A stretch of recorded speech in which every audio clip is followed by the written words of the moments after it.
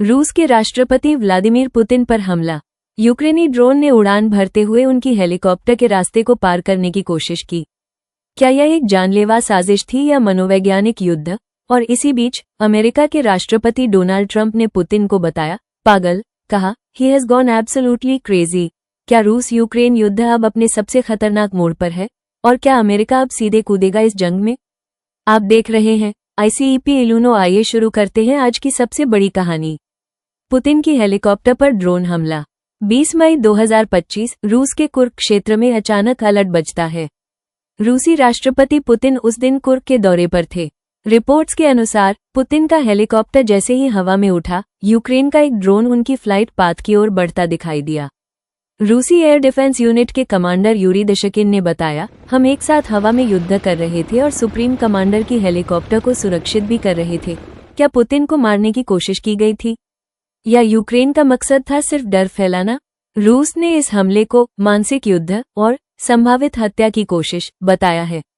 Drone युद्ध और कुर्क की लड़ाई 20 से 22 मई तक रूस के अनुसार यूक्रेन ने कुल 1170 ड्रोन से हमला किया। सिर्फ कुर्क में 46 ड्रोन एक साथ मार गिराए गए। यह वही कुर्क है जहां 2024 में यूक्रेन ने सीमा पार कर जमीनी हमला किया था। दूसरे विश्व युद्ध के बाद पहली बार किसी विदेशी सेना ने रूसी जमीन पर कब्जा किया। हालांकि मार्च 2025 में रूस ने उत्तर कोरिया की मदद से जवाबी हमला किया और यूक्रेनी सेना को पीछे धकेला। ट्रंप का बयान। पुतिन पागल हो गया है। अब आते हैं ट्रंप के बयानों पर, जो इस पूरे मामले को और भी खतरनाक बना रहे हैं। डोनाल्ड ट्रंप ने ट्रूथ सोशल पर लिखा, I've always had a very good relationship with Putin, but now he has gone absolutely crazy। उन्होंने कहा, वो बेवजह शहरों पर मिसाइलें और ड्रोन फेंक रहा है। ये सिर्फ सैनिकों को नहीं, आम नागरिकों को भी मार रहे हैं। ट्रंप ने चेतावनी दी, अगर पुतिन पूरा यूक्रेन हथियाना चाहता है तो ये रूस के पतन का कारण बनेगा। Trump vs Zelensky. यहां तक कि ट्रंप ने यूक्रेनी राष्ट्रपति ज़ेलेंस्की की भी आलोचना कर दी। वो जैसा बोल रहे हैं उससे सब कुछ बिगड़ रहा है, ट्रंप ने कहा।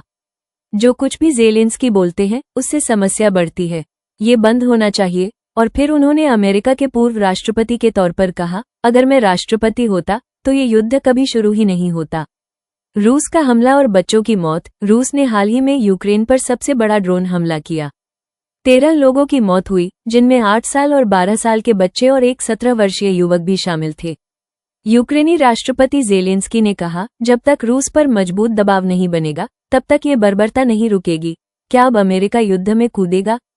ट्रंप ने संकेत दिए हैं कि अमेरिका रूस पर नई सख्त पाबंदियां लगा सकता है। उन्होंने कहा, He's killing a lot of people. I don't like it. What the hell happened to him? Reports के अनुसार ट्रंप और पुतिन के बीच 2 घंटे की फोन कॉल हुई, जिसके बाद ट्रंप ने कहा कि दोनों देश सीजफायर की दिशा में बढ़ सकते हैं। लेकिन क्या पुतिन वाकई युद्ध रोकेंगे या ये सिर्फ एक मेमोरेंडम तक सीमित रहेगा? क्या व्लादिमीर पुतिन पर सच में हमला हुआ था? क्या ट्रंप की चेतावनी के बाद अमेरिका खुले रूप से इस जंग में उतरेगा? या फिर यह भी एक भू राजनीतिक शतरंज की चाल है जहां हर राजा खुद को सबसे बड़ा समझता है? आपका क्या मानना है? नीचे कमेंट करें। वीडियो को लाइक और शेयर करें और सब्सक्राइब करें ICEP इलुनो को। मिलते हैं अगले एपिसोड में, तब तक के लिए जय हिंद।